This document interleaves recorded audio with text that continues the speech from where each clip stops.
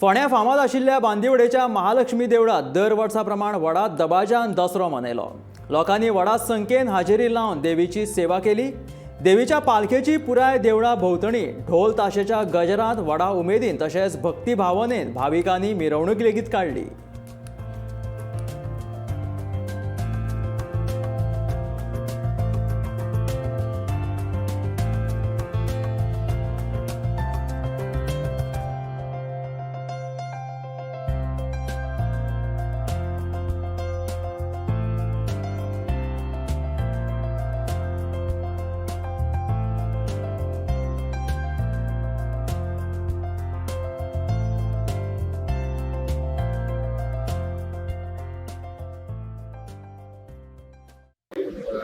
नवरात्र झाल्या उपरांत दसऱ्या वेळार सिमोलंघनाची पालखी महालक्ष्मीकडे असता आणि सिमोलंघनाच्या त्या पालखी खातीर सोने लुटपाचो कार्यक्रम म्हणजे आपट्याची पाणी लुटपाचो कार्यक्रम आमी आमच्या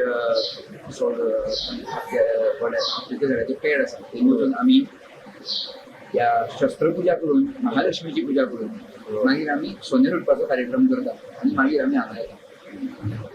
तुम्ही हे कितले वर्ष जाले पळयता? मी ल्हानपणा पासून हांगा पळयता म्हणजे हांगा 5वी पिढी आनी देवाचेंच काम करता।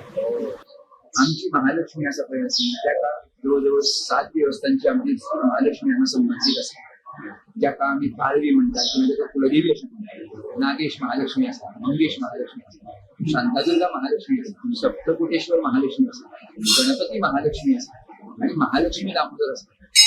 सगळ्या देवस्थानची आमच्या देवीचो संबंध आसा।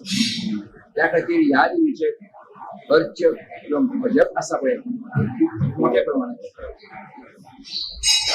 आणि त्याच्या शिवाय ह्या देवीची माहिती म्हणजे लहान मूर्ती कोलवे आशिल्ली ज्या वेळार भाटाभाटी जाली ज्या वेळार साधारण 15-16 ही मूर्ती थंयच्यान संवंतन पडतो हे मूर्ती घेऊन तळावली ह्या गावात आयले आणि थंयच्यान ती मूर्ती घेऊन हांगा आयले। ती मूर्ती आमची सायडीन आसा। त्या वेळार दुसरे देव मानपाची परिस्थिती नाशिल्ली, त्या वेळार ह्याच हीच देवी आमची महालक्ष्मी म्हणून ही देवी आमची कोलवेच्या नायिबी हांगा आसा आणि अजूनही त्या कोलवेकरणीचो उत्सव म्हणून आमी हांगा रामनवमीचो उत्सव मोठ्या प्रमाणात हांगा साजरो करता।